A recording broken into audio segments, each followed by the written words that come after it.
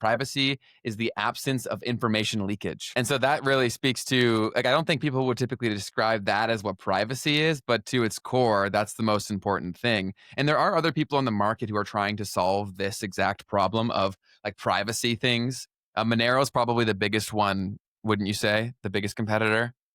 Yes. Yes. And oh And my, do people oh, love their Monero. yeah, why? Because it seems like when I was listening to the podcast, and granted, they were sources that were directly connected to Zcash, so definitely biased there naturally. But from when they were describing the tech, it seemed like Monero is a far worse solution to this problem, in my opinion. Like, obviously, I don't know enough to be like, so I would throw that as a question to you. Yeah.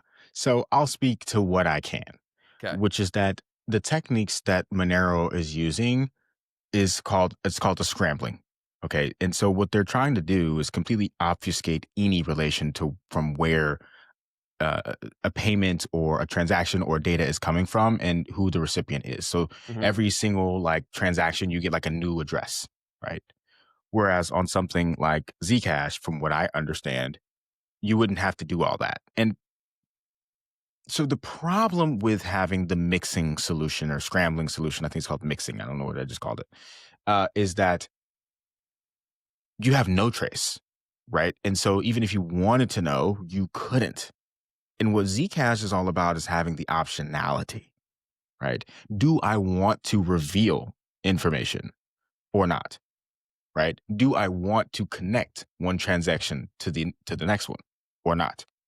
And that is what I think could be superior about the technology is that fundamentally you have optionality built into it, right? So Totally. that's what I would say. Yeah. And then how the guy who was one of the founders explained it, that basically he said that Monero is basically using a bunch of, let's say, decoys to play a game of like which cup has the ball in it, basically, of like how can you know because there's a bunch of decoys here. And then so his whole core thesis of how he sees what security is, he's like, that's, you're still releasing some information, and that's a problem, especially over a long enough period of time, right? Because he's like, hey, let's say there's 30 decoys, but you're still involved in that. You're still one of the 30. You just made it a lot easier to find who this person is. Love it. Love it. What you're saying makes a lot of sense. And the idea in my head is um, like when it comes to privacy, you want to have like a zero chance of an incident, right? You want there Totally. to be zero probability of there being a problem. And with Monero, it sounds like that's not the case. Whereas with Zcash, right, like it's fundamentally a In it. closed loop, right? Whereas it sounds like with Monero, it's like there's still like open loops. A little bit, yeah, pieces to it. Can you explain why this is such a problem, right? Because when you hear this stuff, people instantly go to being worried about, like, wouldn't only criminals want this? Like, why do I need privacy with my transactions? And then let's try to relate it to real world things that already happen now and why they're built in a certain way to make that a big deal. I have some examples too, but I want to throw that to you. Well, I mean, the first thing that does come to my mind is actually what Bud just said in the chat, right? Like privacy uh, is not necessarily something that actually works at scale for everyone in a society because we have a lot of bad actors and bad actors have access to very powerful weapons in the forms of technology, Hmm. right? And so we can believe that like privacy is fundamentally a human right. I don't disagree with that.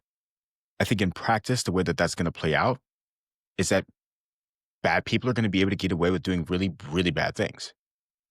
And so, um, having a path to figuring out the information, right, allows us to know that in case of a nuclear threat, as an example, Mm. there's a way for someone to step in and prevent that from occurring. So, um, I'm not saying that I agree with that philosophy.